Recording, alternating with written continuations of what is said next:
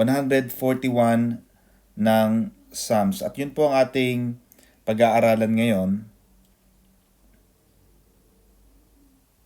Sa Psalms 141 mga kapatid, ay nandito yung panalangin ni Haring David. This is a continuity of his prayer. He said, Lord, I cry out to you. Make haste to me. Kasi yung panalangin ni Haring David ay isang urgent na prayer. Kasi minsan may mga prayer tayo mga kapatid na talagang urgent yung ating mga panalangin. So, ang ginagawa niya rito, Sister Amy, yung panalangin ni Haring David ay nakadirekta, Sister Marife, sa Panginoon.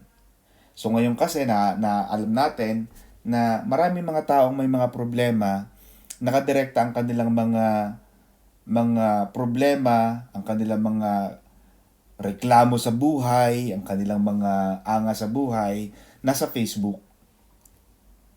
Yung kasi ang problema.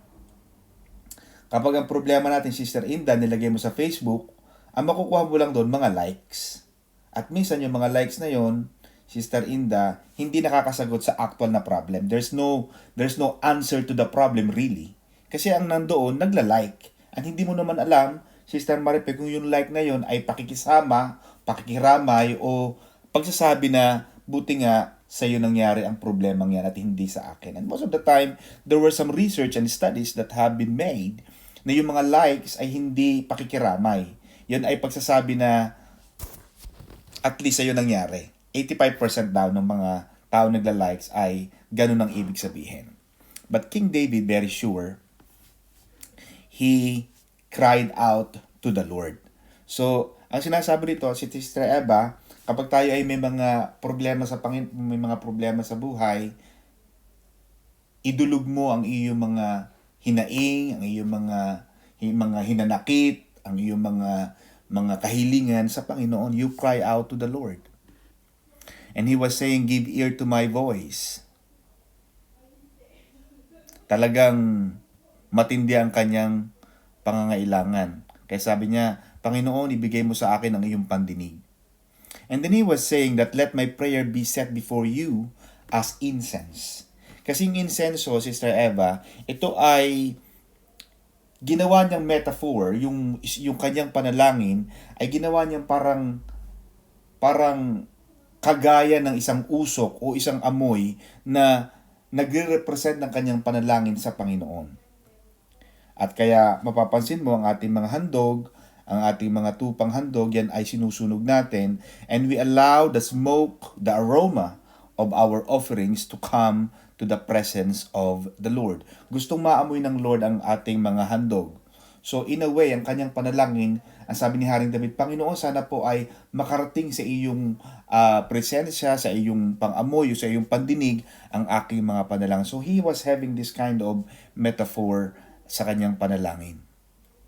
Sapagkat ang ating mga panalangin, mga kapatid, ito ay nakakarating sa langit. It rises up to the heavens, even the smoke of incense rises upward. Kaya ang ating mga panalangin, mga kapatid, napansin mo, lagi tayo nakatingin sa itaas because we wanted our prayer to reach to the heavenlies. At gusto natin na ma-please natin ang Panginoon. We don't just pray for nothing. We don't just pray for just uttering the words. We wanted our prayer to reach the presence of the Lord, to be heard by God. Kaya importante mga kapatid sa panalangin, kailangan sincere. May mga tao kasing nananalangin, basta lang nakabuka ng bibig. Panginoon, kailangan ko to ha. Panginoon, ganun lang ha. When we pray, it must be coming from the heart and it must reach the presence of God. It must please God. Kahit yung panalangin natin, importante yung ma-please natin ng Panginoon. Para kang nakikiusap, Sister Eva. May mga nakikiusap, masarap tulungan. Amen ba?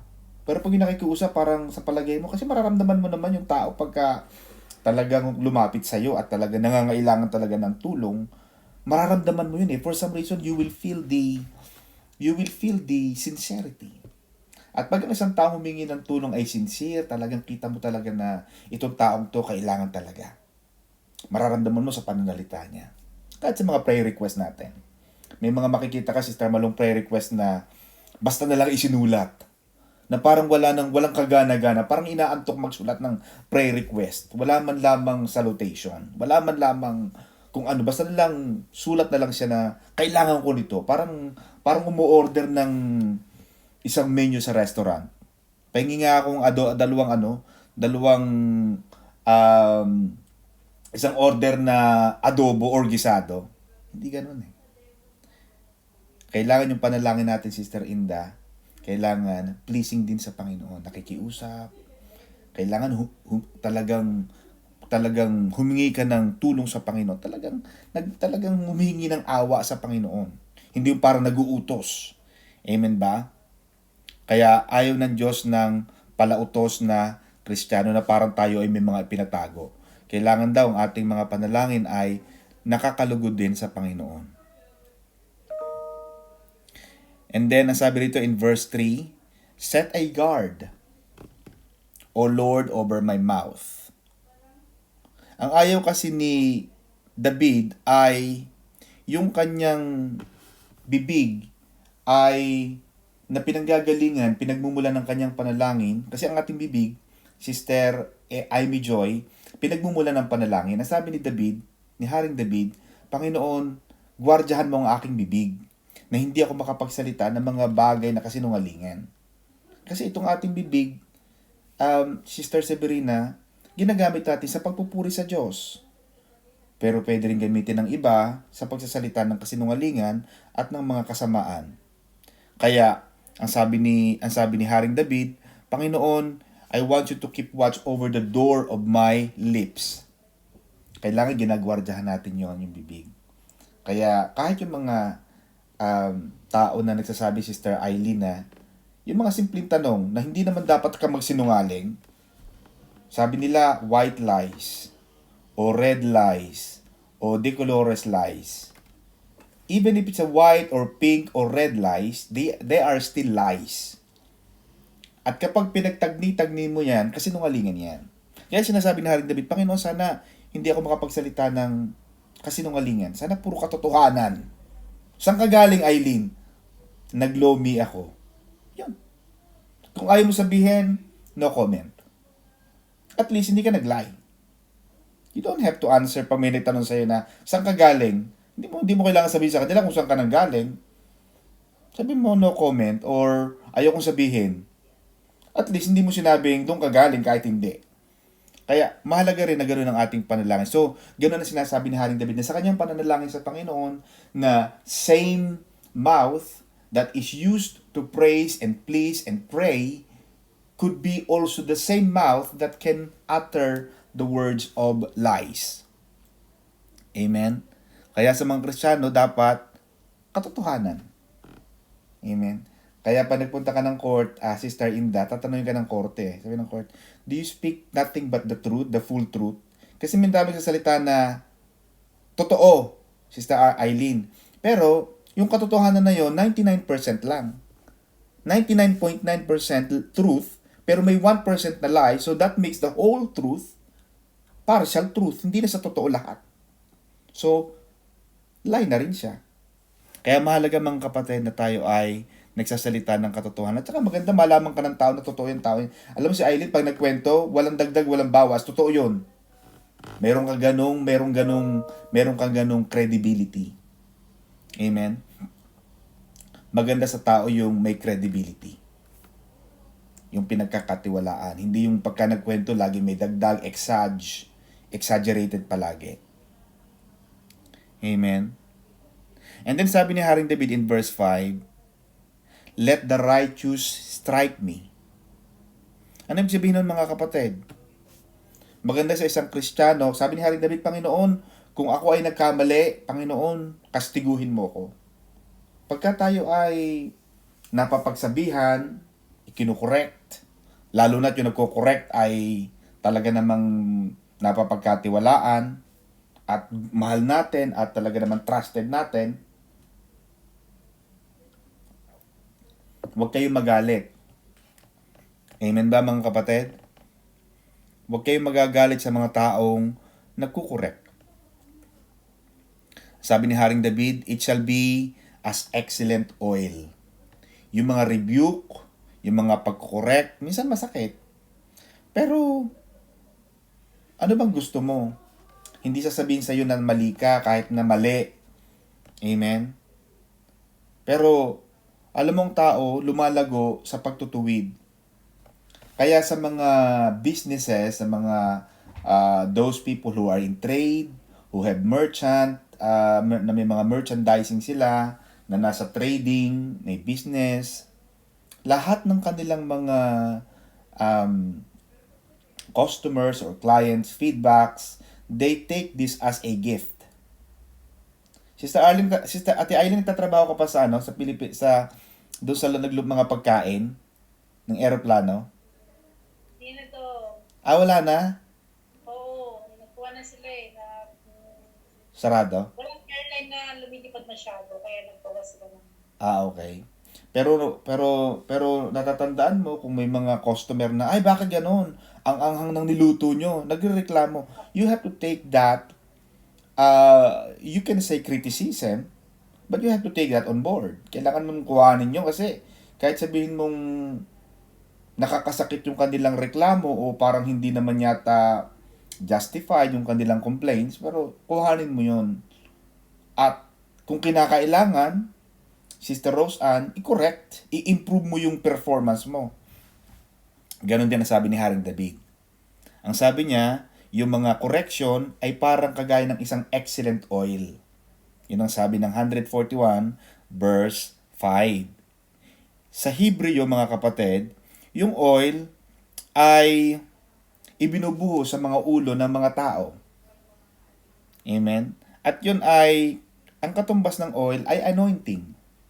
So kapag may correction, sabihin may mga taong nagbibigay ng panahon sa'yo, sample yung mga anak, yung mga nakikinig dyan ng mga anak, sample si Sister Amy, sino pa dyan ng mga anak, Brother Alfie, Brother Titan, sino pa mga anak dyan, Sister Faye, Sister Charmaine, Sister Rose Ann, yung may mga nanay, Sister Tweet and Sister Twinnie.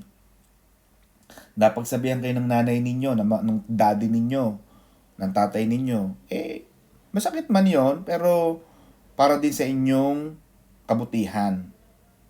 Huwag yung pagka napapagsabihan ko ng inyong magulang, mas matangas pa kayo. Amen ba? Bakit mga anak, mga kapatid ko na mga bata, pag kayo ay nagkapamilya, mararanasan din ninyo ang hirap ng isang magulang. At walang pinlano ang isang magulang na masama sa kanilang mga anak. Lahat ng sasabihin niyan, pawang mga para sa inyong kabutihan. Verse 5 to 7, ano ang sabi rito ni Haring David? Still my prayer is against the deeds of the wicked. Sa lahat ng gagawin mo, laging may kalaban yan, Sister Inda. Pag ang ginawa mo ay masama, kalaban mo ay tama o matuwid. Pag ang ginawa mo ay matuwid, ang kalaban mo ay masasama. Itong si Haring David, ang sabi niya, ang kalaban niya rito ng kanyang mga gawa at ng kanyang mga panalangin ay ang mga masasama. Ganun talaga. Hindi mo talaga mabubuo ang buhay nang wala kang kalaban. Amen ba? Kaya mabubuhay tayo na masanay na tayo, lagi may pula at pintas ang tao. Amen ba? Hindi ka pwedeng mabuhay, Sister Severina, na walang namiminta sa'yo eh. Kahit anong bait mo. Sa Ate Eva na lang, sobrang bait niyan eh. Pero I'm sure, Sister Eva, meron pa rin mga taong sasabihin na, sama ng ugali si Eva na yan. Si Aileen na yan, masama ang ugali niyan. Diba? Pero kahit ang bait-bait mo na, ganun talaga. Ang kalaban ng mabuti ay ang masama. In verse 8 to 10, sabi ni Haring David, but my eyes are upon you. So nandoon ang laging panalangin ni Haring David na ang kanyang mga mata ay nasa Panginoon. Laging umaasa sa Diyos. Laging nagbibigay ng pagpupugay sa Panginoon. Panginoon, wala na akong maaasahan, wala na akong makukuhanan, wala na akong matatakbuhan. Pero ang sabi ni Haring David, my eyes are upon you. Lagi tayong umaasa sa protection ng Panginoon. Sa awa ng Diyos. Huwag kang aasa sa sarili mong galing. Lalo na ngayon, mga kapatid, sa panahon natin, ang dami ng, kahit matalino ka, kahit magaling ka, kahit na malakas ka, pero isang pitik lang yan, Sister Aileen eh. Dati nakikita pa kita, naka-headset ka. Kailan nawala, Sister Ate Aileen, yung Yung company nyo? Kailan Last August, August lang, last year. last year. Oh, buruin mo, Pero pwede kung possible na kung dilipad mga airline naman, pwede naman bumalik. bumalik. Yung kasi ang problema natin mga kapatid na yun ang sinasabi natin na huwag kang titingin sa trabaho. Huwag kang titingin sa employer. Kahit anong yaman ng employer. May mga tao, yung yaman ng employer ko, siyang may-ari ng ganun eh. O ito, may mga ganun sa London, yung employer niya, ganito, may-ari ng ganito. Pero, tama ang sabi Sister Malu ng Panginoon sumpain ang tao nagtitiwala sa kapwa-tao. Pag nagtiwala ka sa employer, sa trabaho mo, sa lakas mo, pwedeng mawala yan Kaya ang dapat na panalangin natin, Sister Rosa Anguilles, is, my eyes are upon you. Panginoon, sa iyo ako aasa. Panginoon, kahit anong mangyari, hindi ako mawawala sa iyo. Panginoon, magkatakbuhan man, magkaanuhan man dito, Panginoon, hindi ako bibitaw sa iyo. And then sabi ni Haring David, keep me from the snares they have laid for me.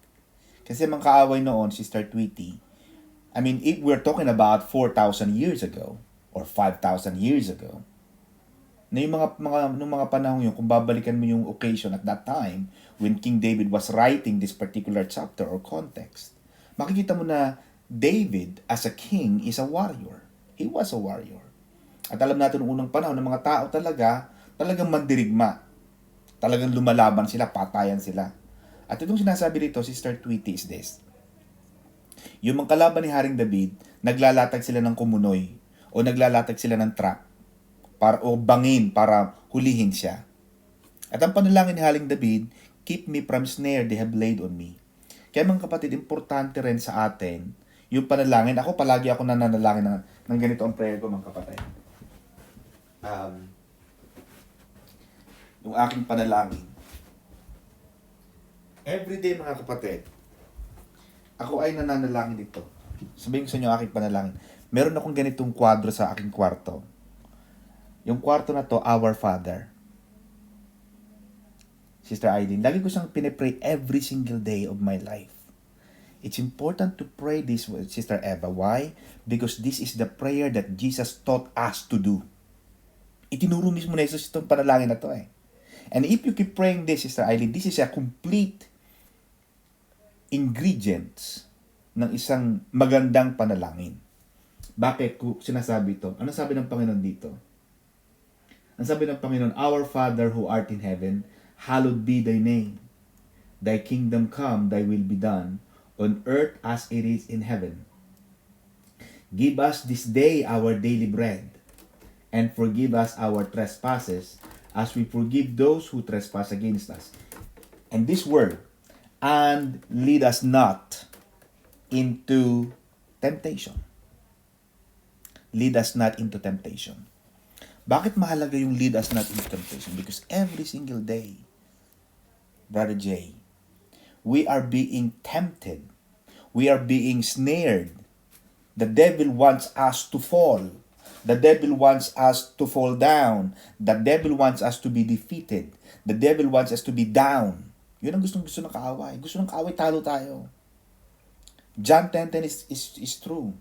Ang sabi ng John 10:10 ay, the devil comes to steal, to kill, and to destroy. Ang gusto ng kaaway, matalo ka Ang gusto ng kaaway, maghirap ka. Ang gusto ng kaaway, magkasakit ka, mamatay tayo. Yun ang gusto ng kaaway. But Jesus said, I have come to give you life more abundantly. Yun ang gusto laging ibinibigay ng Panginoon. Kaya,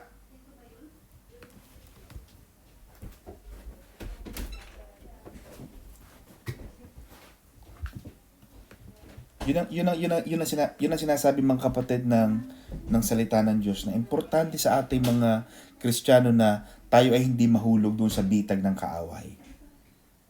Ano yung mga bitag? Siyempre, minsan may mga kahit sa araw-araw natin, magalit ka, siraan ka. Minsan, kailangan mong gumawa ng hindi maganda kahit na hindi tama.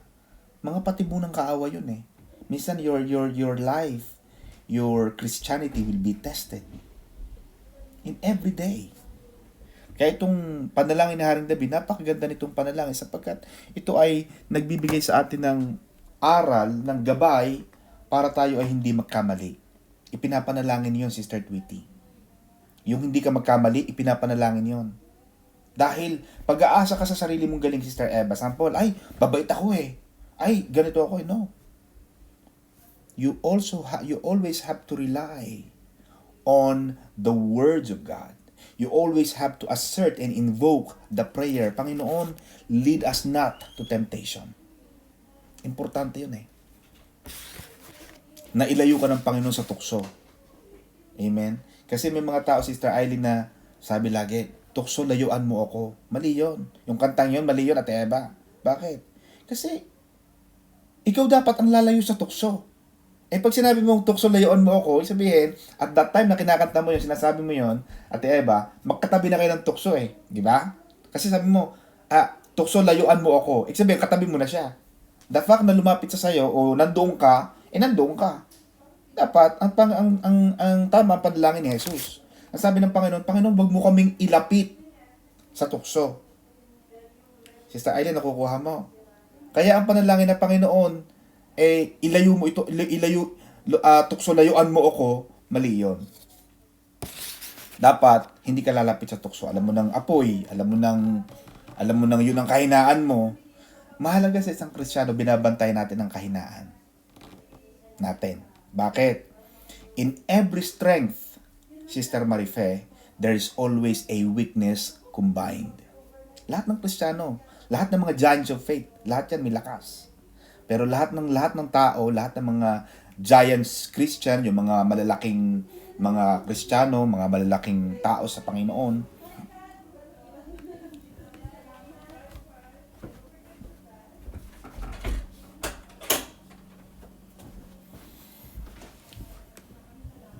yan mga kapatid ay may mga kahinaan. Kaya, babantayan mo yung kahinaan na yun. Kaya mga kapatid, kayo ay pag nananalangin, lagi nyo sasabihin na, Panginoon, wag mo akong hayaang mahulog. Magkakaroon ka ng proper discernment. Mahalaga yung discernment eh. Pag alam mo nang hindi ito ang dapat. Magkakaroon ka ng proper discernment.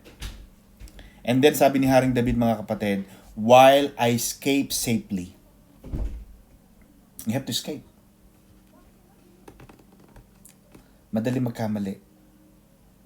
Kaya yun ang panalangin ni Haring David. Ipapanalangin mo yun sa mga anak ninyo, mga kapatid, sa ating mga anak. Ipangaral ninyo yun. Ituro nyo ang katuwiran. Kailangan mong ipakita sa anak mo, anak, ito ang dapat ha. Okay, matakot na mangaral lang tama.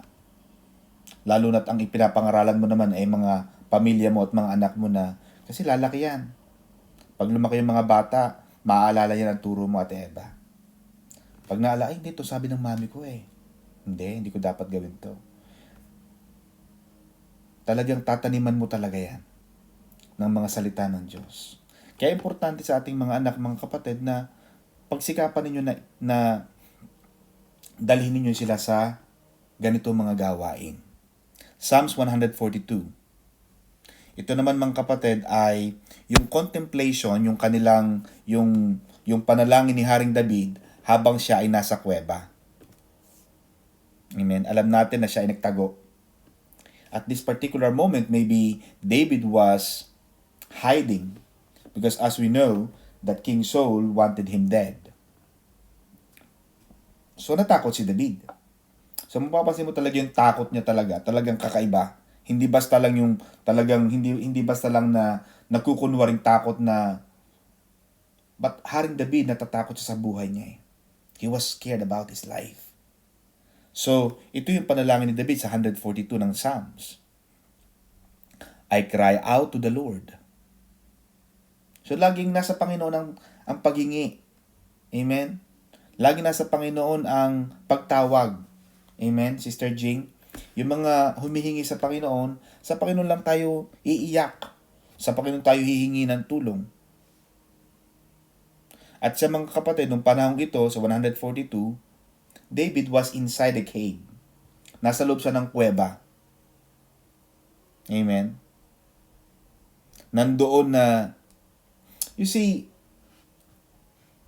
naramdaman nyo ba yun na parang mas nagiging malapit kayo sa Diyos kapag nandun ka talaga sa pinakamalalim na point of your need. Mas lalo ka napapalapit sa Diyos. At ito nangyari kay David. Habang nasa loob siya ng kuweba, nagkaroon siya ng katahimikan.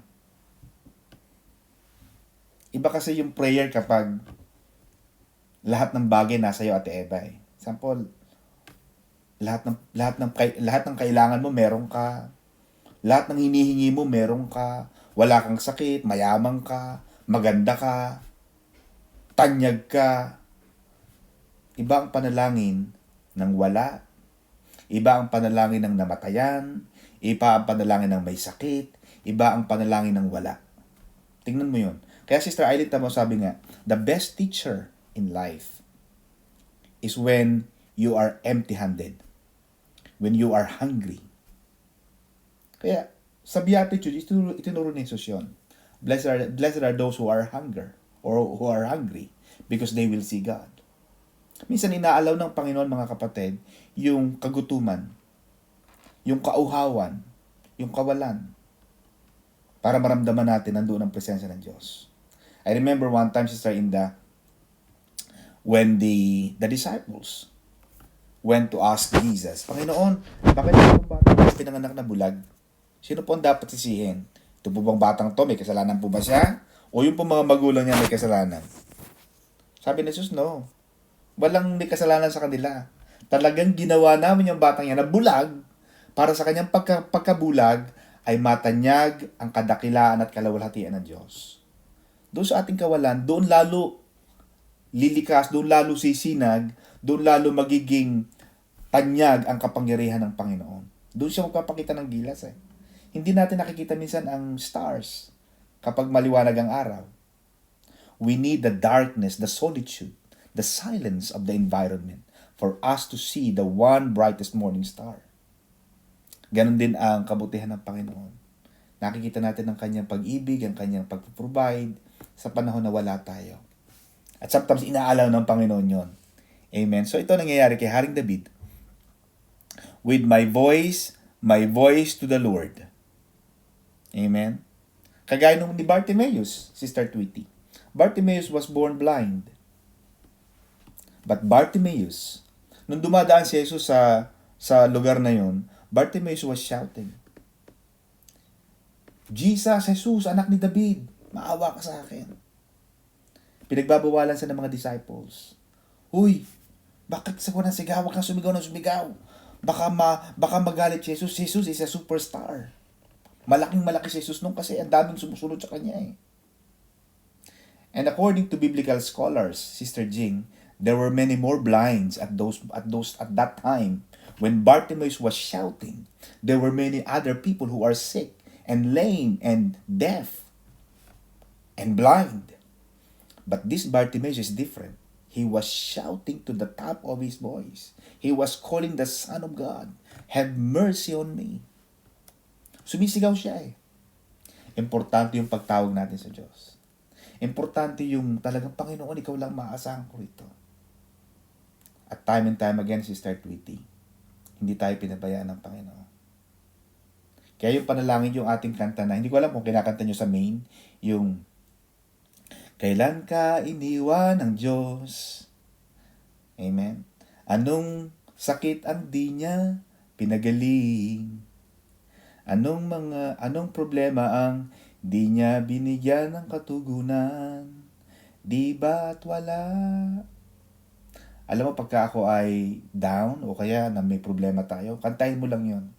It will remind you that the God that we serve has never ever let you down, has never failed you.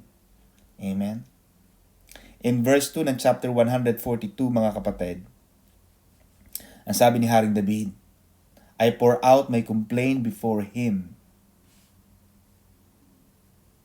Yung reklamo mo, o yung mga hinaing mo sa Diyos, again, uulitin ko, paulit-ulit lang ito, Sister Inda, ito ay dadalhin mo sa Panginoon. Amen? Huwag yung pag may mga problema kayo, nasa Facebook. Amen? Hindi nakakasagot yung Facebook na yan. sa mga problema natin. Minsan nakakapagpalala pa. Amen? Ito sabi ni Haring David, they have secretly set a snare for me. Kasi may mga tao na gusto kayong alam mo sa Batangas, meron kami tinatawag na mga salita mga kapatid na malugong. Amen. Pag alam mo yung salitang yun, malugong, taga Batangas ka. Amen. O yung masilat. Yan. May mga tao o may mga pagkakataon and the devil is a liar. The devil wants us to fall. The devil wants us to fall into snare. Madapa tayo. Tuwan-tuwa silang matalo tayo. Amen? Yun ang sabi ni Haring David. May mga tao na sikreto nagnanais na tayo ay masilat. Nagnanais na tayo ay magapi. Maging talunan. Amen? Pero ang Panginoon, Sister Eileen, hindi siya nagplano ng kabiguan sa ating buhay. Amen? Hindi niya tayo pababayaan. Kaya nga, Sister Tweety, meron kaming kasabihan dito sa London na kapit lang mga bes. Yan. Kapit lang mga bes. Kapit lang sa Panginoon. Amen? Hindi yung kaunting bagsak lang wala na, maalis na. Amen? Hindi tayo ganun. Sabi ni Haring David, there's no one who acknowledges me. No one who cares for my soul.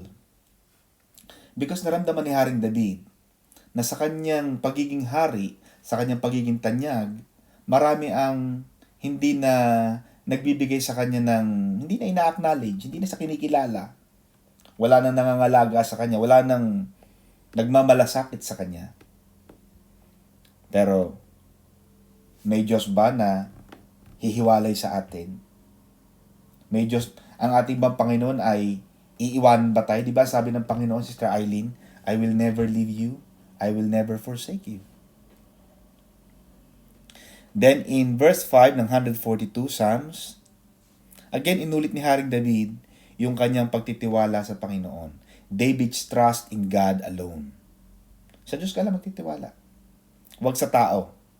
And then in verse 6 to 7, sinabi ni Haring David na attend to my cry, for I am brought very low. At darating sa atin yon. Kaya yung panalangin ni Sister Eva na nagkaroon siya ng desire to go back. It's not because she's left or she's gone or she went to backsliding. Pero iba kasi yung sobrang baba. At minsan, darating tayo sa ganung point na iiyak ka na lang sapagkat ikaw ay nasa mababang bahagi ng iyong buhay. And you need God to rescue you. Amen? Sinabi ni Haring David, they are stronger than me. Marami mga, even though he is a giant killer or giant slayer, o he killed Goliath, pero nandoon pa rin ang kanyang kahinaan. At yun ang mahalaga sa tao. Minsan you acknowledge your weakness. Because ang sabi ng Panginoon, sabi nga ni San Pablo, Sister Eileen sa Bible, that out of your weakness, sabi ng Panginoon, sabi ni San Pablo, Panginoon, take these thorns of the flesh away from me. Panginoon, tanggalin mo itong mga tinik ng laman sa akin. Pero nasabi ng Panginoon, no, I'm not. I won't take it away from you because my grace is sufficient for you. Ang aking biyaya ay sapat sa iyong pangangailangan. Because out of your weakness, my power is displayed. Doon sa kahinaan natin, doon lumalakas, doon nakikita ang kapangyarihan ng Diyos. Amen. Ang sabi pa ni Haring David dito, bring my soul out of prison. You see, gumagamit siya ng mga figurative speech. Yan, sa Eva, teacher yan. Kaya alam mo yung figure of speech. Pag sinabing, bring my soul out of prison, sabihin, nakakulong ang kanyang kaluluwa. Amen. Gusto niya makalaya. Amen. Minsan, nakakulong tayo Nakakulong tayo sa lahat ng bagay. Kulong tayo sa utang, kulong tayo sa takot, kulong tayo sa bahay. Amen ba? And David wants to be free. Sabi ni David, that I may praise your name. Upang Panginoon, ikaw ay aking mapapurihan. Mahalaga sa tao nagpupuri sa Diyos. Mahalaga sa mga tao ang laging ibinibigay sa Diyos ang kanyang kaluwalhatian. Going to 143 mga kapatid, last chapter ng ating Bible study ngayon, sa Psalms 143. David was hope for the persecuted soul. Sabi ng verse 1, hear my prayer, O Lord. Again, David was in another crisis because his life was filled with so much activity and danger. Ang daming mga nangyari sa kay Haring David. Ang daming mga problemang kanyang inimbitahan sa buhay. You know, Sister Eileen, kung titingnan mo, Ate Eileen, minsan kasi tayo rin minsan ang nag-iimbita sa problema. Alam mo bakit, Sister Inda, ko nasabi? Look at this. When David was resting or he was on his day off during the war, may mga day off yan eh. He was walking on the top of his palace. Lumalakad siya sa ibabaw ng kanyang kaharian. Naka-day off siya eh. Nakita niya si Bathsheba na naliligo. Pinatawag, sabi ni Haring David, sino yung naliligo na yon? Babaeng yun. Ay, mahal na Aris, ano po yun? Si Bathsheba po yun. Patawag mo siya, halika, papuntahin mo siya dito sa bahay ko. Si Bathsheba naman, sabi ko nga, Ate Eileen, bakit ba naman kababaihan ka maliligo nung ka maliligo sa nakikita ng mga lalaki? Eh, pwede ka naman magtago. Bakit hindi ka nagkukubli? Bakit hindi ka nagtago dun sa malalaking bato para hindi ka nakikita? Secondly, wala ang asawa niya, si Urias. Nasa pakikipaglaban. Bakit ka nag-iimbita ng ganoong mga problema sa buhay? Bakit ko sinasabi ito mga kapatid? Sapagkat ito ay relevant sa ating topic. Sa dami ng problema ni Haring David, bakit, Sister Malu, si Haring David din ang nag-imbita ng problema sa kanyang buhay. Inimbitahan niya si Bathsheba na pumunta sa kanyang bahay. He invited the problem. And as we all know, sa kanyang ginawang yon, ang daming maraming mga problema ang nangyari sa kanya. Namatayan siya ng anak, ano-ano mga nangyari sa kanyang kamalasan dahil sa kanyang mga ginawa. Si Bathsheba naman, hindi natin alam din nga kung talagang gusto niya rin. Siyempre, ang magiging asawa niya, hari. Eh, nung unang panahon, nagpapatawag sa kanya, hari, siyempre pupunta siya. So, minsan, tama ang kasabayan ng matatanda, Sister Ella. Ano ang kasabayan ng matatanda? Sino ang dapat sisihin? Ang langaw ba o ang sugat? May profound yung wordings na yun, ha? Yung kasabihan na yun. Sino ang dapat sisihin? Langaw or sugat? Kaya dadapo ang langaw, bukas ang sugat. Ganon din yun mga kapatid. Sa ating buhay, kailangan lalayo tayo sa mga problema. Huwag mong imbitahan. Pastor, bakit po lagi po nagiging boyfriend ko, lagi akong iniiwanan? Eh baka naman, nagpapaloko ka. Ang pinipili mo, mali. O, kaya ka iniiwanan.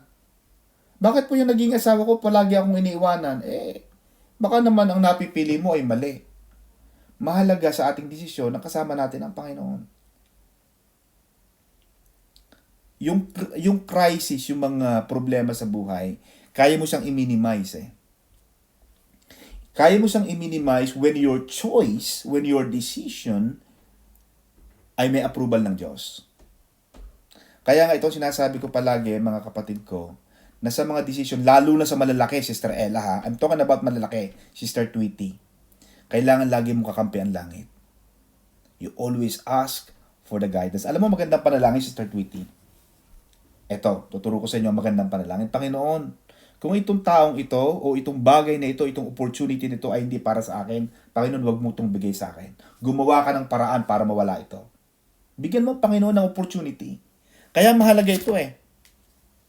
Yung ating panalangin na Our Father in Heaven, hallowed be thy name, thy will be done. Bigyan mo, Panginoon, ng opportunity. Yung kagustuhan niya ang masunod. Amen? Pag ayaw ng Panginoon, gagawa siya ng paraan eh. Ay, ang ginagawa ng ibang tao, Sister Tweety, ipinipilit. Ayaw na ng Panginoon. Nararamdaman mo, hindi talaga kayo eh. Pero ipinilit mo. One thing that God respects and honors is our decision, our power to choose. Hindi gagalawin ng Panginoon yung kapangyarihan mong pumili eh. Kaya naglagay ang Panginoon ng tree of knowledge and tree of knowledge of good and evil. Because that tree represents our power of choice. Sabi ng Panginoon, sige, maglalagay ako ng puno dyan ha, pero yan ang nagsisimbolo ng iyong kapangyarihang pumili. At hindi gagalawin ng Panginoon yon, Sister Eileen. John 3:16 is clear.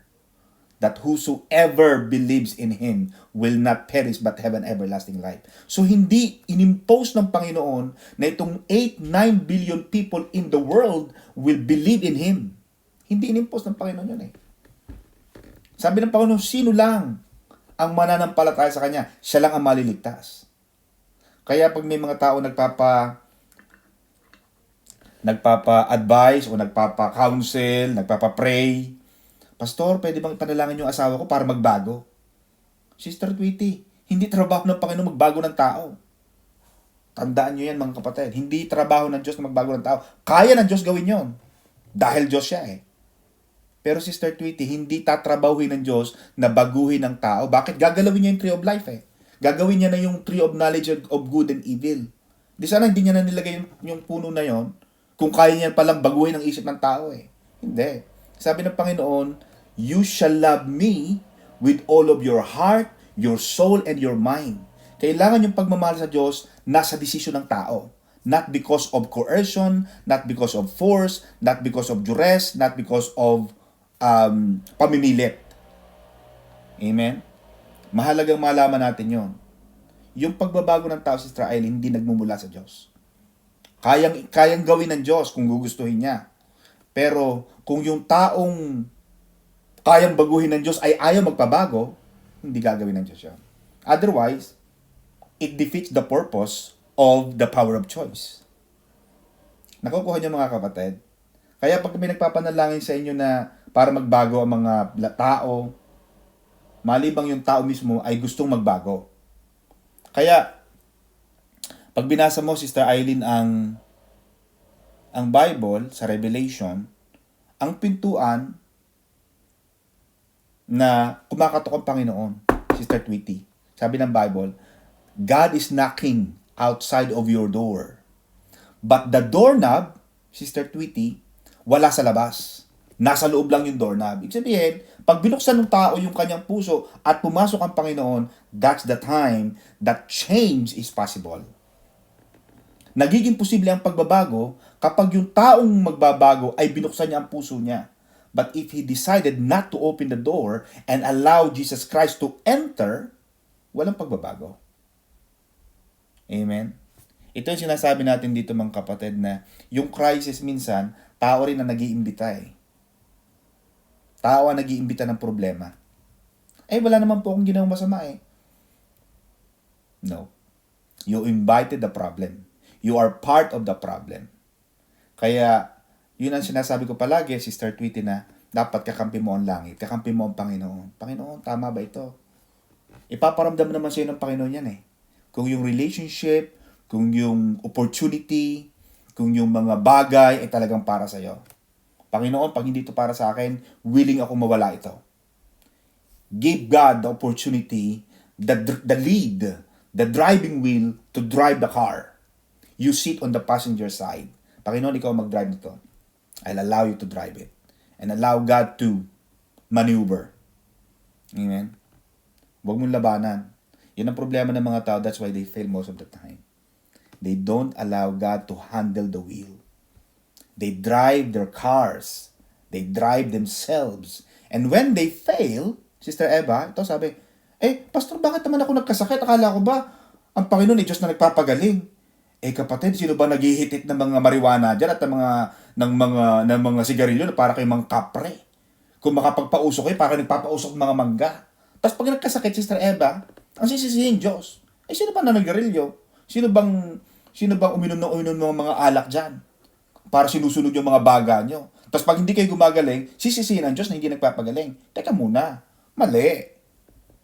Kayo nag-imbita ng problema eh. Amen? Kaya, Bagamat ang Diyos ay mapagmahal, mapagpagaling, pero meron tayong tungkulin, Sister Inda.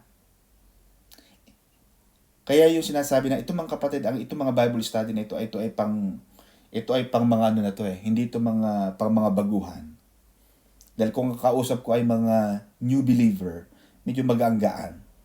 Pero sa atin mga kapatid na pumapalo na tayo ng 41, 42 years na tayo, hindi na tayo dapat mga pang-gerber, Sister Inda.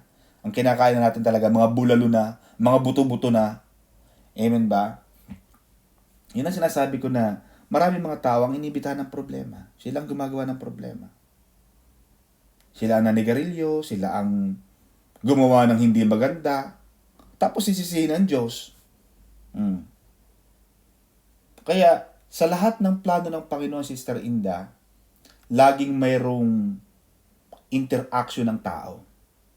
Sabi ng Panginoon sa Jeremiah 29:11, "For I know the plans I have for you, plans to prosper you and not to harm you, plans to give you a better future." To give you hope and a better future. Maganda ang plano ng Panginoon, Sister Eileen. Maganda ang plano ng Panginoon. At maraming Kristiyano, ay, naku, Jeremiah 29:11. Maganda yon. But in every plans of God, there is an interaction. Kailangan ng Diyos ng interaction. Hindi gagawin ng Panginoon na lahat ng bagay ibabagsak na lang sa iyo ng Diyos, Sister Tweety, ang kagandahan ng buhay, no? In every miracles of Jesus, Jesus always required people to do their part. When Jesus commanded Lazarus to get out of the tomb, sabi ng Panginoon kay Martha at kay Maria, move the stone. Hindi pinagulo ng Panginoon yung stone. Sister Eileen, hindi inaminagic ng Panginoon na wala nang stone dun sa libingan. Di ba may mga malaking bato? Sabi ng Panginoon, igulong niya yung bato na yan. Hinayaan ng Panginoon na gawin ng tao ang kanyang magagawa. And when human have done their best, have given their best shot, then God comes in. Kaya yung kasabay ng matatanda dati, Eileen, na nasa Diyos ang awa, nasa tao ang gawa. Totoo yun eh. Totoo yun. Pero may mga Kristiyano na, hindi ako gumawa. Maaawa ang Diyos. Himala yun. Sister Tweety. For example, may mga tao nagre-review sa board o bar exam. Magpe-pray, Pastor, panalangin mo naman ako na makapasa ako sa board. Teka muna kapatid ha, bago kita ipanalangin, sis Brother Titan, tatanungin kita, nag-review ka ba? Baka naman puro ka prayer. Hindi ka papasa. Kahit anong prayer ni, kahit pa sinong Poncio Pilato ang mag-pray sa'yo, at hindi ka nag-review, hindi ka papasa. Pag pumasa ka, Sister Tweety, sa board exam at sa bar, nang hindi ka talaga nagre-review, himala yun. Yun ang himala. Kasi nakapasa ka eh. Amen ba? Yun ang maraming pagkakamali na maraming Kristiyano. That's why they fail. That's why most of the time, tingnan mo ang mga mayayamang bansa. Sa Pilipinas, Ate Eva, lagi ko nakikita yan sa mga YouTube, sa mga palabas sa TV. Bagay, wala naman kaming TV. Pero nakikita ko sa mga advertisement, sa mga tricycle, tita, nakalagay, John 3:16, "For God so loved the world." Maraming mga Pilipino ang maka-Diyos. But you will ask why they fail simply because they don't do. They just pray. Prayer is good, but on its own, hindi sapat ang panalangin. Faith is a fact, but faith is also an act. Faith without action is dead. Yan ang sinasabi ko mga kapatid. Mahalaga sa isang Kristiyano malaman natin yon. Dahil pag tayo nanatili na lang sa panalangin, nang hindi na tayo nakilos, hindi na tayo natin ginagawa, sasabihin ng Diyos, magic. When Peter at Eileen ay nung si Pedro ay nakakulong, sabi ng Panginoon, Pedro, bumangon ka. Bumangon si Pedro. Hindi binuhat ng Panginoon si Pedro. Pinabangon niya si Pedro. Nung nakatayo na si Pedro, Panginoon, nakalak pa yung prison. Nagpadala ang Panginoon ng anghel. Because that time, Sister Eileen, hindi kayang buksan ni Pedro ang kulungan sapagkat siya ay tao lamang. Nagpadala ang Panginoon ng anghel. So what I'm saying mga kapatid, in every decisions, in every plans, in every miracles of God, you and I have something to do. You have to work with God simultaneously. Amen mga kapatid? So itong sinasabi ni Haring David dito ay wag nating iimbitahan yung mga problema. Amen? Kasi tayo rin na gumagawa ng maraming pagkakataon at napag-aralan ko ito mga kapatid na maraming pagkakataon tayo ang naglumilikha ng problema. Kasi ang plano ng Panginoon maganda eh. Pero along the way, tapatin naman natin ang mga sarili natin, tayo ang lumikha ng problema. Kaya sabi ni Haring David, do not enter into judgment with your servant. Kaya, sa lahat ng mga tama ang sabi, in every action there's a consequences. Sa lahat ng ating mga ginagawa, may kaukulang bunga ang ating mga ginagawa. Pero minsan ng mga tao ayaw na mabigo, ayaw na magkaroon ng consequences ang mga ginagawa natin. Hindi tayo makakatakbo dito mga kapatid. Kaya yun ang nangyari kay Haring David. Sa dami ng kanya naging problema, tinawag niya na ang Diyos. Namatayan siya ng anak. Maraming mga pag-aaklas ang nangyari sa kanya. Yung anak niya mismo si Absalom led a rebellion against him. Maraming mga nangyari sa kanya na hindi maganda. Bagamat tinawag siyang mahal ng Panginoon, pero hindi porke malapit ka sa Diyos, Sister Eileen, ligtas tayo sa problema. It doesn't exempt us from any problems. Yung pagiging malapit sa Diyos, nakakatulong yun para malampasan natin ang problema. Pero hindi tayo exempted sa problema. The nature of crisis, mga kapatid, in verse 3 ng chapter 142, for the enemy has persecuted my soul.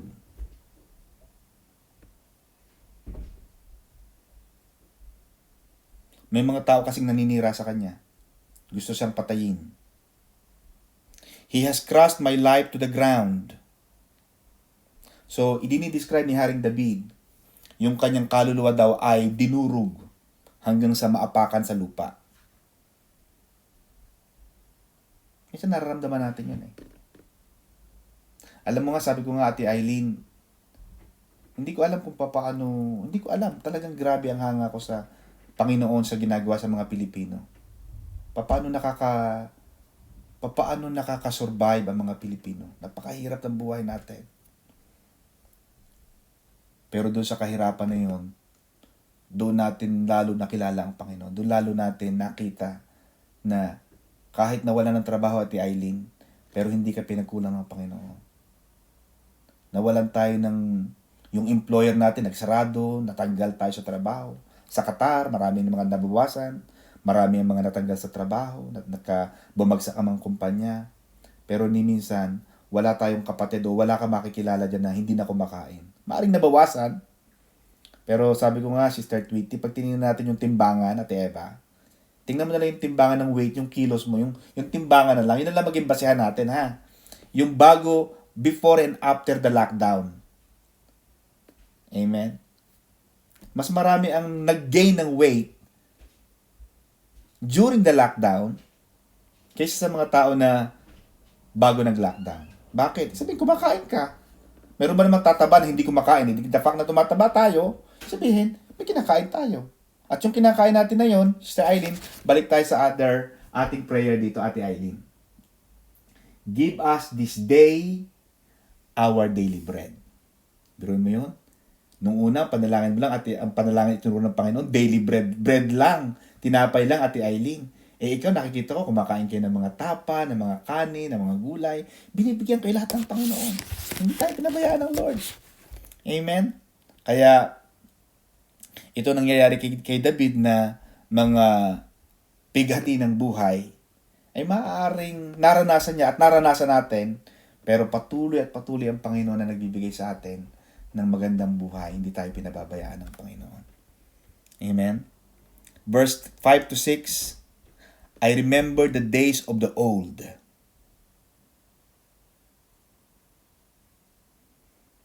Alam mo, mas maganda nga, sabi ko nga mga kapatid, mas mas maganda ang buhay natin nung una eh. Mas masarap ang buhay natin nung una. Mas simple ang buhay natin. Amen. Wala tayo ng lahat ng bagay, pero masaya tayo. Alam mo nga minsan, Ate Eva, minsan sabi ko, sana may balik natin yung una. Yung dati, yung walang masyadong mga ganito. Kasi minsan, mapapansin mo, Ate Eileen, ngayon, may mga washing machine na tayo. May mga, sabi ko nga, may mga microwave na tayo, may mga iPad na tayo, may mga cellphone na tayo. Nung unang panahon, wala tayo niyan eh. Pero lagi tayo may panahon sa pamilya. Yung mga magulang natin may panahon sa pamilya. Makipag-usap sa pamilya. Ngayon, magkakatabi na, lahat may hawak na cellphone, Sister Tweety. Magkakatabi sa kama ha. Lahat naka-cellphone. Hindi na kayo nag-uusap. Kasi lahat kayo nakatingin sa phone. Samantalang noong unang panahon, wala tayong ginagawa. Lahat hagalpakan, tawanan, kasi magkakaharap, wala tayong ginagawa. Ngayon, magkakatabi na, minsan ganun eh. Amen ba? Kaya sabi ni Haring David, he remembered the days of the old. At maaaring yun na sinasabi niya. Ganon din minsan, alalahanin mo yung mga panahon ng una. Walang washing machine, pero, amen ba? Ate Eva, natatandaan mo, tayo mga nagka-college pa, dadalhin natin ang mga tubal natin sa bahay. Ang sesena natin, pagbalik uli natin ng Maynila, ng Lunes, daladala uli natin ang mga bago nating damit. Amen. Masaya na tayo noon. Ulit-ulit lang. 2 piraso lang ng damit. Masaya na. Ngayon, pag wala kang damit, hindi ako nakakasimba kasi wala akong damit. Tambak ang damit mo sa aparador, wala kang damit. Ano yun? Plastic. Pero may mga tao hindi makasimba kasi walang damit. Kasi gusto nila laging bago. Natatandaan ko sa Ate Eva, patutuo pa nga ni Mami yan eh. Alam mo nga Ate Eva mo, 2 uniform lang ang uniform niyan. Pag sinuot niya ang uniform niya ngayon, nakasampa yung isa niyang uniform. Teba, tama ba ako o mali? Napatotoo mo yun, di ba? That was 1990s. O 1990s o 1980s. 2 lang ang uniform daw natin. Eba, hindi ko alam kung totoo yun. Pero yun ang natatanda kong kwento ni Pastora. Na pag yung damit niyang suot, yung isa niyang panghalili, nakasampay. Sabihin nila, labang pinaghahalili-halili lang. Ngayon, may mga taong hindi nakakasimba, Pastor Ben, kasi walang damit. Pero pag binuksan mo ang aparador, Diyos ko, tambak ang damit. Walang sapatos, tambak ang sapatos. Amen ba? Kaya sabi ni Haring David, remember the old. Noong unang panahon, simple lang ang buhay. Pag nalabahan mo na plancha, okay na. Ngayon kasi paraging kailangan bago. Amen ba? Huwag natin gamitin yung mga ganyong mga alibay na hindi tayo makarating sa Diyos. Amen. Yan ay mga alibay lamang o mga excuses na hindi naman dapat gawin. And then sabi ni Haring David, mga kapatid, konti na lang, I meditate on your works. Lagi niyang inaalala, lagi niyang binubulay-bulay ang kabutihan ng Panginoon. Kasi naalala natin noong unang panahon. Hindi tayo pinabayaan ng Diyos. Si Bishop, nagtatrabaho lang sa Saudi, kumakain kami. Simple lang ang buhay. Natatandaan ko pa, Ate Eva, di ba, nung, hindi ko alam kung naabutan niyo yung latok. Yung wala pa tayong silya noon, Ate Eileen. Anong silya? Lahat kaya tayo nakaupo sa floor para tayong mga Indian. Sinasabi lang natin, Sister Inda, na Indian seat o kaya Japanese seat. Pero actually, wala kaming pambili ng silya. Nakaupo kami sa latok. Yung mga mangkok natin na may drawing pa ng mga Chekwa, ang mga Chinese. Minsan nagkakamay-kamay tayo, sinusubuan kami ni Pastor, ito, ulo ng tuyo. Minsan nakakagat ko na nga ang kamay ng mami ko dahil akala ko karne. Yung pala kamay, kaya, Diyos ko, di ba? Naalala natin yun. Simple ang buhay. Pero masaya. Sister Eileen, alam mo yun, di ba? Pagkagabi, nandun tayo sa tindahan ni Ate Julie. Nagtalaro tayo ng pakimkim. Yung may ilaw na isa doon sa poste na, lalaro tayo ha. Maliwanag ang buwan. Pakimkim. Kimkima na tayo. Nasaan ang bato? Doon sa kanya. Hindi, nandito. Ang saya na natin noon. Diyan tayo pinalago ng Panginoon. At doon sa pag-alaala natin, sabi ni Haring David, he meditated in the works of the Lord. Lagi mong aalalahanin yung mga kabutihan ng Panginoon nung una. Hindi ka pinabayaan ng Panginoon. Hindi tayo pinagkulang ng Panginoon. Ngayon uli, nagkukulang ka uli, wala ka uli. O alalahanin mo ulit. Hindi. Dati pinunaan ako ng Panginoon eh. Dati pinagaling ako ng Diyos eh. Naranasan ko na to dati eh. Pero hindi ako pinabayaan ng Panginoon. Kaya sabi ni Haring David, aalalahanin ko yung mga ginawa mo dati. Ganon din tayo mga kapatid. Always remember the goodness of the Lord in the past. Para yung kabutihan ng Panginoon dati, makikarry forward mo siya sa present mo. Nangyari na to sa akin. Hindi na ako matatakot. Le-level up ako. Nangyari to sa akin, hindi ako pinabayaan ng Diyos, mapapagtagumpayan ko uli ito. Ganun lang mga kapatid. Yun ang sinasabi ni Haring David. At ang mga matatagumpay na tao, ganun ang ginagawa nila. Meron silang mental conditioning of the mind that every struggles that they face, they know that they will succeed because they have done it in the past. Kaya mga kapatid, mahalaga na, lalo na sa mga anak nyo, sa inyong mga anak niyo na nakapagtapos, i-print nyo ang mga diploma. Kaya pupunta kayo ng bahay namin, lahat ng diploma namin meron kaming ganon. Bakit? Hindi siya nagmamalaki tayo, pero it reminds you that God has been good to you over the years.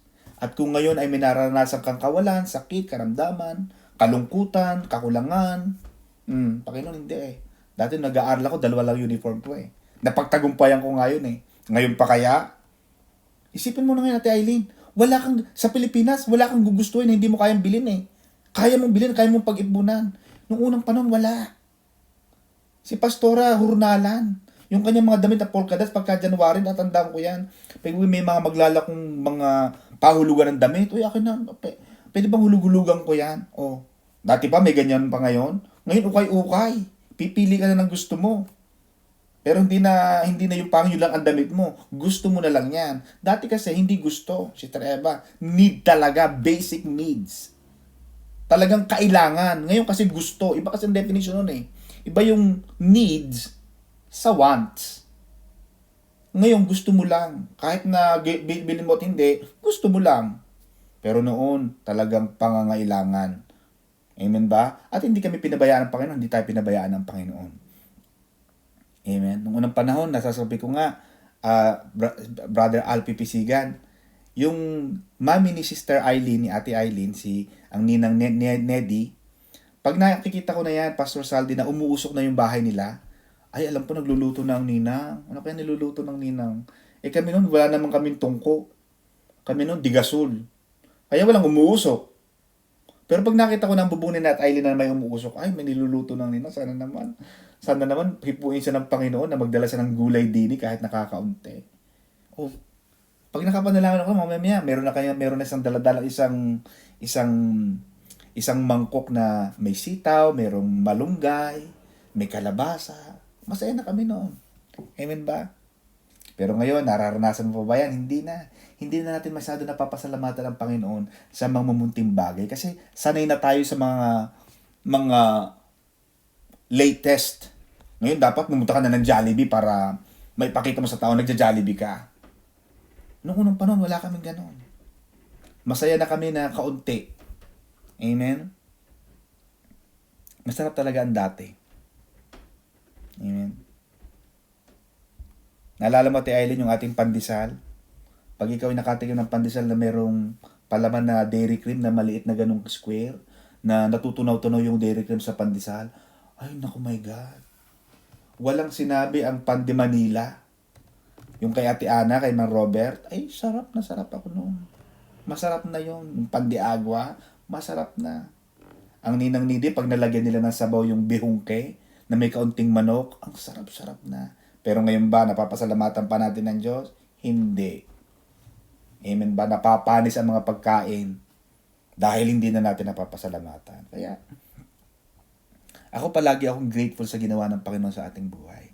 Kaya lagi akong sinasabi sa mga taga-Qatar nating mga kapatiran, sa mga nasa abroad, pasalamatan niyo ang Panginoon. Tandaan niyo kung saan kayo nang galing. Amen ba? Kaya masarap yung bumabalik ka ng Pilipinas, mga nag-abroad. Balikan niyo ang Pilipinas habang binabagtas ninyo ang Lemery, Tagaytay. Pabalik na kayo ng Lemery ng ng kung saan man kayong lugar. Balikan niyo ang alaala na yon. Dati nilalakad lang natin, Ate Eileen, ang mula bahay natin hanggang school. Ate Eva. Diba? Tanghali, uuwi tayo ng bahay, kakain lang tayo. Papasok ulit tayo. Nilalakad natin yon. Ngayon, nasa ng mall? Ang layo naman. Lapit-lapit mo nga doon sa may pinto. Layo-layo mo. Samantalang nung unang panahon, nilalakad namin kilometro. Ngayon, ang lapit-lapit na sabi ko, my God, ilang hakbang na lang itong pupuntahan natin. Gusto, di ba? Ngayon, ang mga bata, Sister Tweety, may mga tuwalya pa sa likod. May mga service pa, may mga nasundo pa. May mga katulong pa. Kami nun wala. Anong katulong? Pagkakain mo, maghugas ka ng pinggan bago ka pumasok. Hugasan mo lahat yan. Di ba? Mamamahinga ka, Sister Eileen, di ba? Kami no, pag mamamahinga ka, namamahinga ka na? Eto na mga laban, tiklupin mo habang namamahinga ka. Yung mamahinga, Sister Eva, hindi pa mamahinga. Habang nagpapahinga ka, magwalis-walis ka, magpis-pis ka. Etong basahin, lilisin mo ang rehas. Walang pahinga. Ngayon kasi mga bata, ang daming pahinga. Gusto lagi hawak iPad. Pwede bang pahinga naman? iPad o iPhone? Amen ba? Masarap alalahanin ng nakaraan. Amen? Sabi ni Haring David, do not hide your face from me. Huwag nating hayaang mawala ang face ng Panginoon. Amen? Yung mukha ng Panginoon, hahanapin mo yon. Kaya sabi ng Panginoon, Sister Tweety, sa Chronicles, if you seek my face, hahanapin mo talaga ang mukha ng Panginoon. Gusto ng Panginoon na hinahanap mo siya. Gusto ng Panginoon talagang, Panginoon, nasaan ka? Panginoon, dinggin mo ang aking mga panalangin. Gusto ng Panginoon na hinahabol mo siya. Amen? Kaya itong ginagawa ni David. Kaya si David, mga kapatid, tatapatin ko kayo. David has become one of in fact, the most famous king in Israel. Because siya lang yung tao na laging pagnanalangin si Sister Eileen. Lagi niyang hinahanap, lagi niyang nilulugod ang Panginoon. Haring Saul is also a king. But the problem with King Saul, hindi siya naging malapit sa Diyos. Si Haring David, marami siyang palpak. Marami siyang sablay sa buhay. But the good thing about him, despite of what happened to him, he kept searching and looking to the face of God. Hahanapin mo palagi, if you seek my face and turn from your wicked ways. Ano sabi ng Panginoon? Then I will hear from heaven. I will forgive your sins. And I will heal your land. Yun ang problema sa mga tao, mga kapatid. They forget to seek the face of God. Lagi mong hahanapin ang mukha ng Panginoon, yung presensya ng Panginoon. Babalik ka palagi. Huwag tayong makalimot sa Diyos. Amen? May mga tao na nakakalimot sa Diyos. Ayaw ng Panginoon ng gano'n. Hahanapin mo palagi natin, Eileen. Tapos sabi ng Panginoon sa Bible, nasaan yung Siyam? Di ba 10 kayong pinagaling ko? Nasaan yung Siyam? Alam ng Diyos eh. Samantalang Ate Eileen, ang dami-daming ginagawa ng Panginoon. Huwag mo sabihin yun lang ginawa ng Panginoon noong unang panahon. Hindi. Marami siyang ginagawa, marami siyang kinakausap, marami siyang pinagaling, marami siyang pinuntahan. Pero nung bumalik yung isang Samaritano sa kanya, nagpapasalamat sa kanya, Lord, thank you po ha, pinagaling niyo po ako sa ketong. Sabi ng Panginoon, di ba 10 kayo? Alam ng Panginoon yung bilang 10. Nasaan yung Siyam? Hinahanap ng Panginoon. Ganon din tayo. Amen? Sa ating buhay, pasasalamatan mo palagi ang Panginoon. Panginoon, salamat po at nandito ako sa Maynila. Bro mo, Sister Tweety. Sister Tweety, anong trabaho sa Maynila? Associate accountant po. Wow, associate accountant. Grabe ha. Talaga, 'di ba? Bro mo, nasa Maynila kayo samantalang alam mo bang marami nag-a-apply ng mga accountant? Alam mo bang marami nag-a-apply ng trabaho na walang trabaho? Marami nag-a-apply sa Maynila. At Eva, natatandaan mo yan.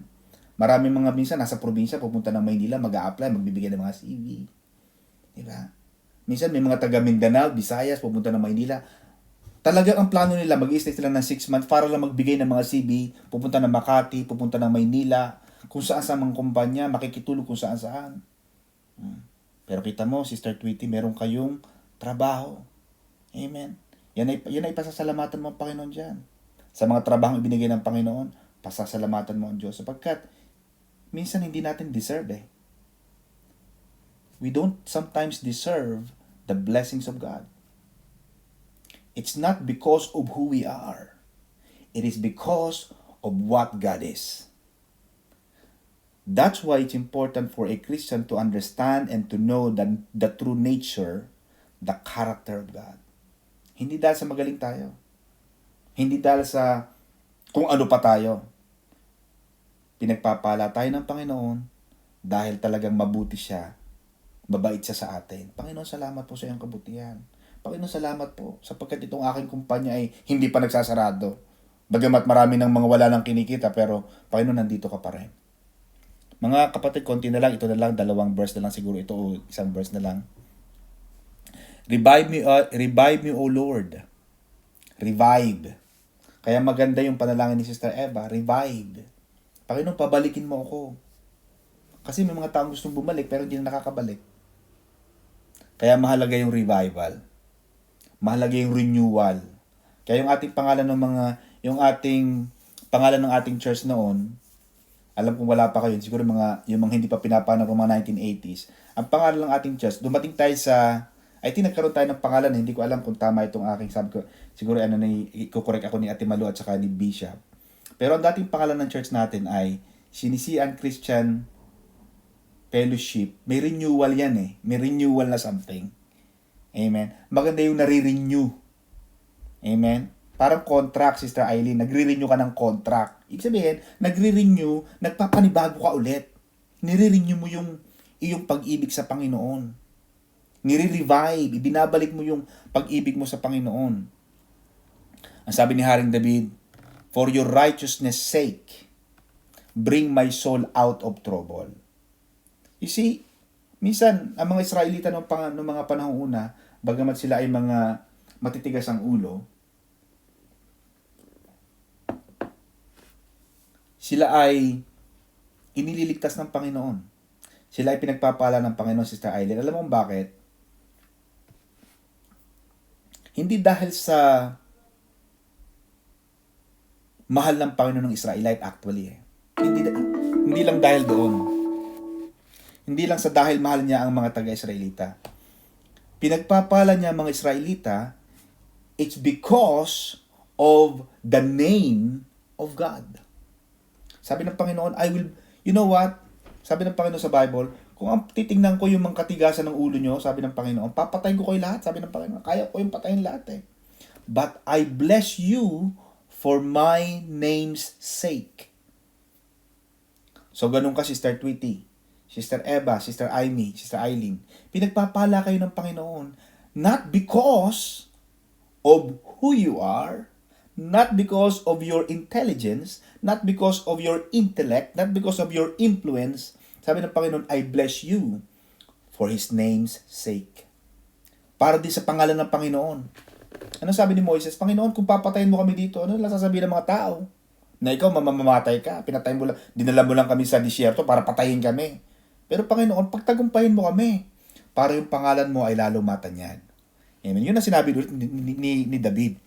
He reminded God, Panginoon, alisin mo ako sa trouble na ito para sa iyo ring kapurihan.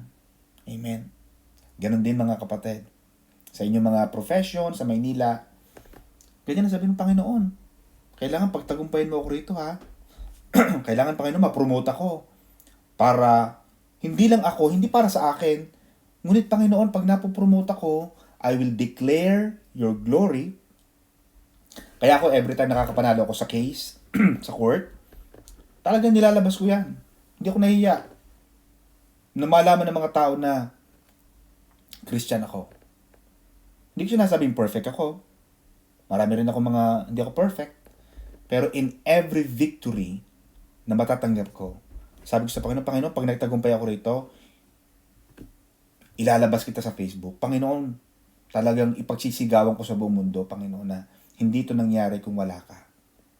Amen? So, mahalaga sa ating mga Kristiyano mga kapatid, kagaya ni Haring David, na alang-alang sa pangalan ng Panginoon, ay aalisin tayo ng Panginoon sa mga troubles. Amen? Palakpakan natin ng Lord. Hallelujah. Nawa mga kapatid, kayo ay pinagpala ng Panginoon. At sa inyong mga taga-Maynila, sa mga nakikinig po mga kapatid, kayo ay pagpalain ng Panginoon. And God bless you po. Back to you, Titan.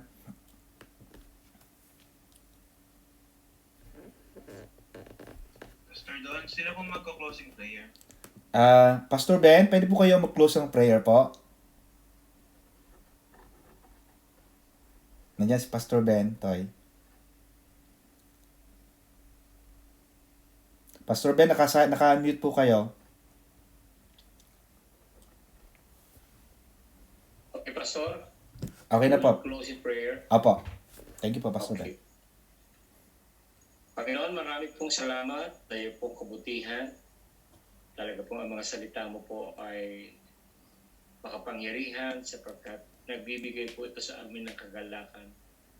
Pinupuspos mo po, Panginoon, ang aming pong mga puso, ang aming kaisipan, ang aming buong pagkatao. Meron po kaming manibagong lakas, Panginoon. At Panginoon, meron po kaming panibagong kasiglahan sa pananampalataya. Yes. Salamat po sa mga turo at aral mula po sa iyo pong mga salita. Salamat po sa iyo pong mensahe na rinala po na ipong lingkod at kami po ay na ang lingkod mo po patuloy mo pong gagamitin na ang iyo pong mga salita ay may pangarap saan man dako, Panginoon, sa anumang mga kapamalaan ang itinakda mo. O Diyos, salamat po sa buhay ng lingkod mo, Pastor Don Magsino, Panginoon, sapagkat ang ministeryo nito po, Panginoon, ay ipinahayag mo po sa Kanya. At ang aming pong pagsasama-samang ito ay iniaalay namin sa iyo. Sa lahat po na nakiisa, Panginoon, sa iba't ibang dako na kanyang kinaroroonan, Panginoon, amin po, Panginoong iniaalay sa iyo ang pinakamataas sa papuri. Salamat po sa tagumpay, Panginoon. At kami po ay dumadalangin ang mensahe nito ay hindi lang namin narinig kung hindi ito po ay maging daan upang makarating, Panginoon, hanggang sa loob ng aming pong mga tahanan, mapakinig ng aming pong mga mahal sa buhay, at saan man po kami pumunta, ay maingatan namin ito sa aming pong mga puso. Siyalo po ito na iyo pong kapangyarihan, ng iyo pong banal at mga pangyarihan. Panginoon, iniaalay po namin sa iyo, pinakamatas sa papuri. Salamat po sa buhay ng iyo pong mga lingkod, Panginoon. Lord, iniaalay po namin sa iyo ang tagumpay, sa iyo po ang pasasalamat. Ito po kami sa pangalan ni Jesus. Lahat po tayo magsasabi na. Amen. Amen. Amen.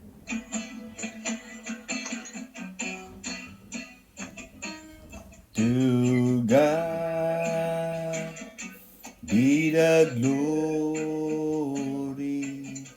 To God be the glory.